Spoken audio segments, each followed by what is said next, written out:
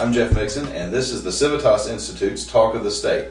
Joining me once again is John Davis, election forecaster for the state of North Carolina. Tell us about the legislative races. There was a whole lot of smoke and fire there, but after the smoke cleared, what was left? Well, very little change. The Democrats still have both houses. The Speaker on the House side will likely continue to be Joe Hackney from Chapel Hill. Certainly the President Pro Tem on the Senate side will continue to be Dare County's Mark Bass-Knight. He's run that chamber for 14 years, longer than anybody in the history of the state running the chamber. So this will become 16 years. So he's truly broken all records with regards to leading the chamber. Senate Democrats just do everything right. I've described them for many years as the national model political war machine. They're very disciplined. It doesn't matter how much power that you have. If you don't need money, you don't get a penny. And it doesn't matter how powerless or unknown that you are. If you need money and you're a Senate Democrat with a chance of winning, you're going to get hundreds and hundreds of thousands of dollars. And there's an expectation that if you're an incumbent in a safe seat, that you will raise money. That's exactly right. That's exactly right. So once again, a very, very disciplined war machine led by Bass-Knight and Tony Rand from Cumberland County. I had a chance to talk to Tony about it a year ago, and I said, "How do you do it?" And he said, "We run it like a business. It is very disciplined." He said, "It's not friendship. It's a business." And the other thing he said that I think is very valuable is that we hire the best people that we can find. And I know that he's been criticized, or the Senate Democratic leadership has been criticized by some Democrat consultants because they go out of state. But their objective is to maintain the majority in the Senate. They go all over the country for opposition research, for mail houses. Just take a look at their expense report and you'll see pros from around the country making an investment of their talent in this state on behalf of Senate Democrats. Hire the best people they can hire. Very disciplined, run it like a business. Friendships, not an issue. It's all business for Senate Democrats.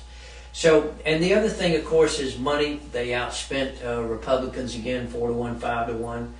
Many of the Senate incumbents that were vulnerable, like Julia Bozeman from New Hanover County, spent $850,000, and that's as of the October 18th report. Oh, so it's still by on the end of January, it'll be $1 million. She got $550,000 just from one source, and that's the party.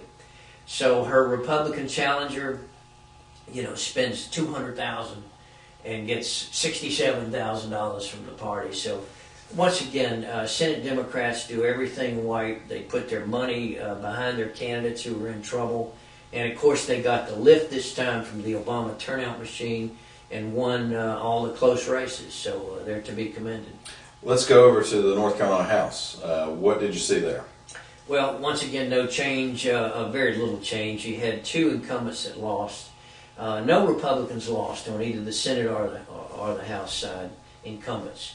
But you did have two Democrats, Representative Church from Valdez and Jim Harrell from Surrey County, two incumbents who lost. But once again, that doesn't change the overall balance of power in the chamber. The Democrats are still very, very well entrenched and have such an advantage that under Speaker Hackney, they will continue to rule the roost and wield the power of the House. So would you consider that, given the Obama turnout machine and given the year that it was, the Democratic year that it was, for Republicans, it's probably not such a bad turnout effort in the result in the That's House exactly right. I think it would be a mistake for Republicans to think that this was a repudiation of Republicanism. It was not. It was a repudiation of a very unpopular president. This president had job approval at 25%. Only two other presidents have had numbers that lousy. Truman after he fired MacArthur in 1952, and Nixon after Watergate. So by historical standards, Bush's unpopularity was as high as it gets. So a very, very unpopular president. Once again, a lackluster Republican nominee in John McCain, who was out of sync with the times, 73 years old, too much a part of the Bush establishment.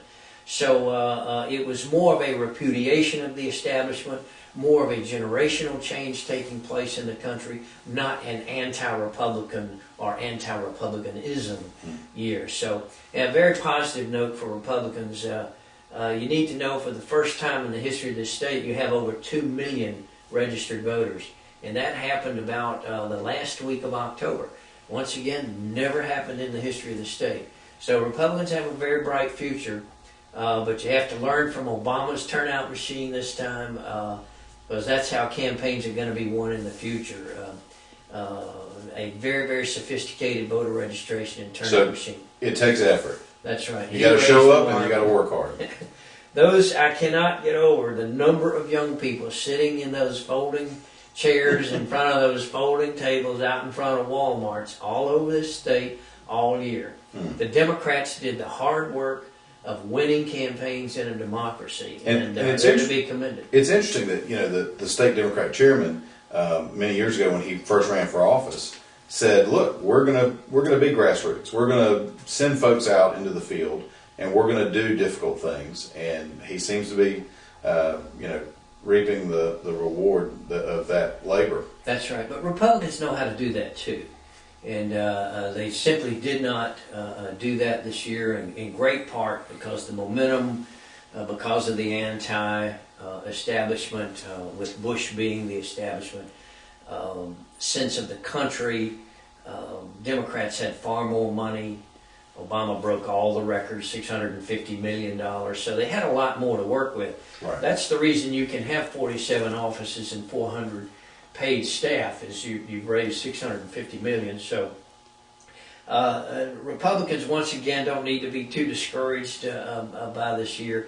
I saw an editorial cartoon where the Republican elephant is laying on the psychiatric couch, and he's having this discussion about his identity crisis. And over in the corner is the Democratic donkey thinking, been there, done that. So Democrats have been through these cycles as well, and Republicans don't have anything but an equal opportunity in 2010 to make headway in this state. Very interesting. Well, I want to thank John Davis for sharing his time with us and his opinions. So thank you again for watching another edition of Civitas Institute's Talk of the State, and catch us next time.